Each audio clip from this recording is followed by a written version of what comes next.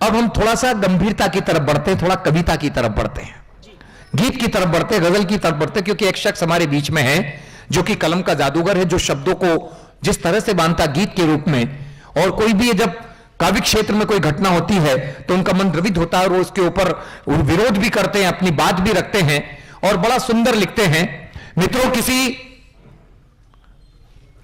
नन्ही सी कली से हीरे का सख्त जिगर काट देना आसान है, किसी नन्ही सी कली से हीरे का सख्त जिगर काट देना आसान है, लेकिन किसी गीत में जिंदगी का दर्द भर देना बहुत मुश्किल है।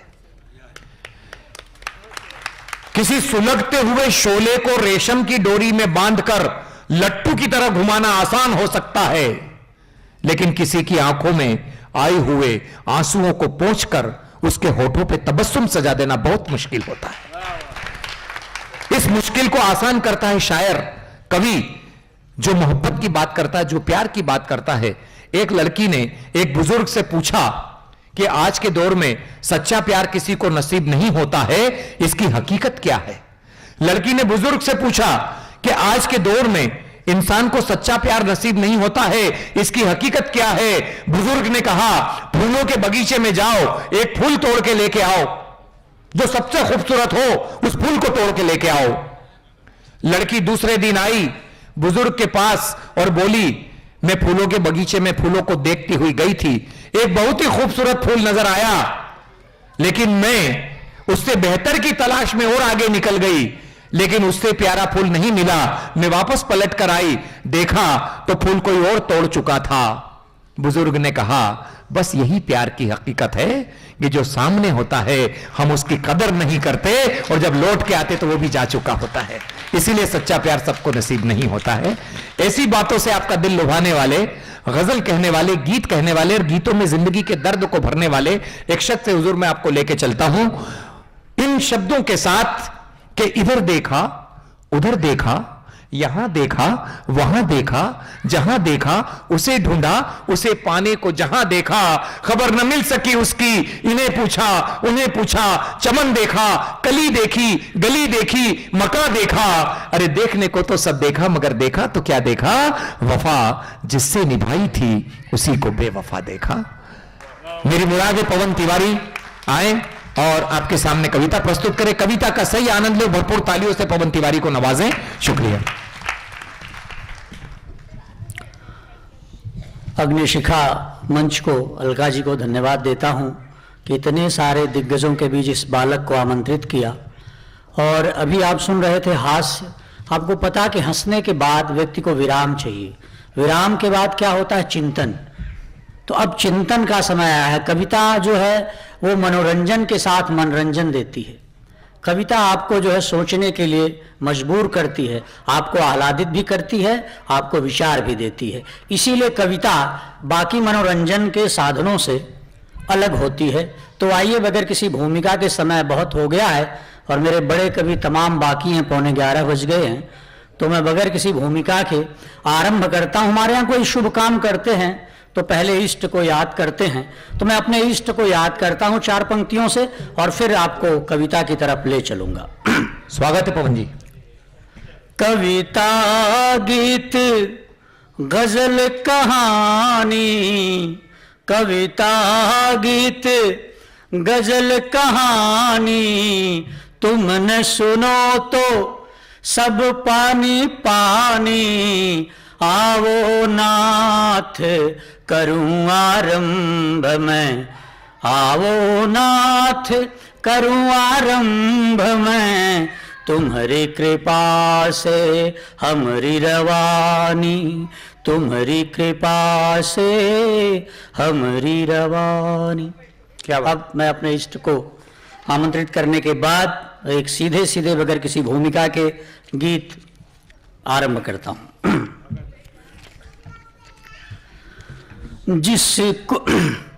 जिसको आवाज दी वो सुना ही नहीं, जिसको आवाज दी वो सुना ही नहीं, मेरी खामोशियों को सुनेगा वो क्या। क्या बात है, वाह। जिससे मैंने किया प्यार समझा नहीं जिसे से मैंने किया, प्यार समझा नहीं दूसरा, फिर कोई मुझको समझेगा क्या बात है, जिसको आवाज दी। बंद देखिए, भावनाएं जिसे पहनाया नहीं, भावनाएं जिसे पहनाया नहीं, प्यार सच्चा किसी से करेगा वो क्या, भावनाएं जिसे पहनाया नहीं, प्यार सच्चा किसी से करेगा वो क्या, प्यार करना है आसान निभाना नहीं, प्यार करना है आसान निभाना नहीं, बिन विश्वास रिश्ता निभा कोई क्या, जिसको आवाज दी।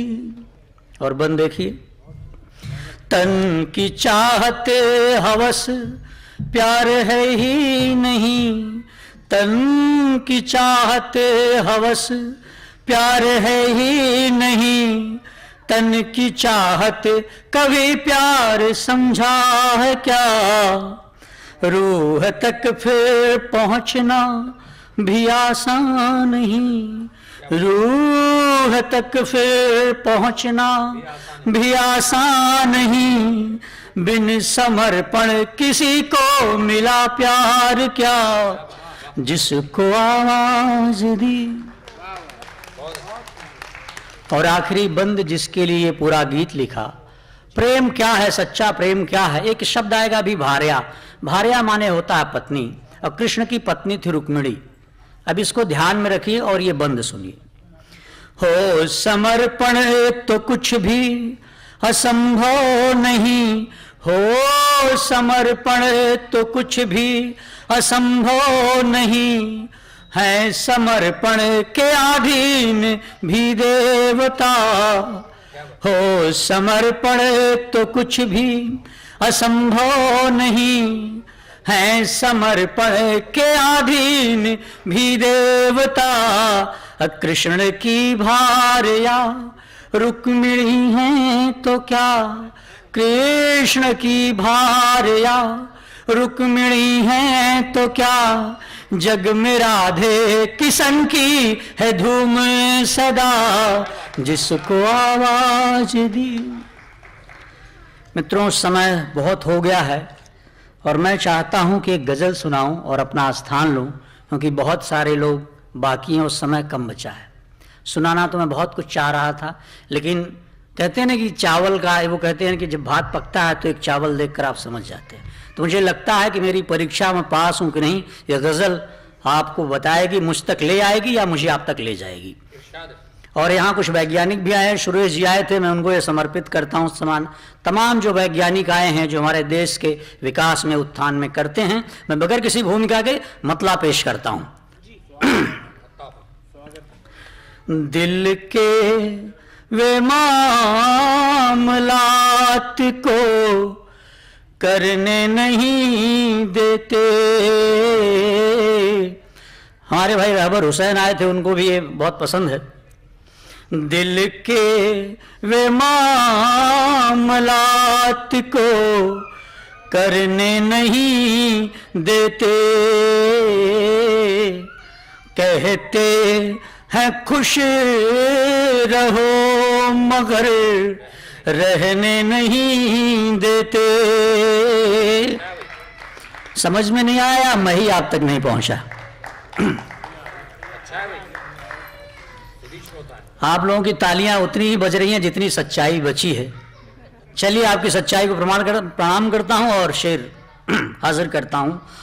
गम ये नहीं है कि कभी भी मार देते हैं, गम ये नहीं है कि कभी भी मार देते हैं, गम ये है कि मार के मरने नहीं देते, दिल के वे मामलात को करने नहीं देते। और आज के जीवन में देखिए बहुत कुछ दोस्तों पर टिका है। बहुत सारे लोग शहरों में जाते हैं, नात रिश्तेदार काम नहीं आते, मित्र आते हैं, लेकिन जब मित्र साथ छोड़ देते हैं तब क्या होता है, उस पर ये जिंदगी से जुड़ा हुआ शेर देखिए। कुछ दोस्त अपने स्वार्थ में इतने हुए अंधे, कुछ दोस्त अपने स्वार्थ में इतने हुए अंधे, दुश्मन जो आए सुलह को करने नहीं देते, दुश्मन जो आए सुलह को करने नहीं देते। और देखिए हमारे एक परंपरा है, लोग कहते हैं कि अगर आशीष दिल से दिया जाए तो लगता है, लेकिन हमारे यहाँ औपचारिकताएं हैं, मजबूरी कोई प्रणाम करता है तो अच्छा खुश रहो खुश रहो, लेकिन वो दिल से आता नहीं अक्सर। उस पर ये शेर देखिए, अगर जिंदगी से जुड़ा हो तो आप सबका समर्थन चाहूंगा। ये पूरी गजल की जान है, ये शेर मुझे बहुत पसंद है। और स्वागत है साहब। अलका जी, माता जी, आप सबका, भवंडर जी खास करके आपका इस शेर पे। देते हैं वे आशीष की फूलो फलो तुम खूब, देते हैं वे आशीष की फूलो फलो तुम खूब, पर एक भी वो फूल को खिलने नहीं देते, पर एक भी वो फूल को खिलने नहीं देते। और एक और भोगे हुए सच पे दोस्तों के देखिए, दोस्तों ने ही बनाया है, दोस्तों ने ही बिगाड़ा है। तो आइए एक दोस्ती पर एक और शेर देखिए। दुश्मनों से दोस्ती का वक्त आ गया, क्या बात है, वाह। दुश्मनों से दोस्ती का वक्त आ गया, दोस्त ही अब दोस्त को बढ़ने नहीं देते,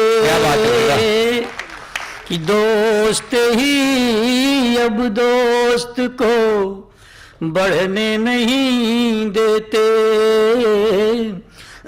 थोड़ा पानी पी लो।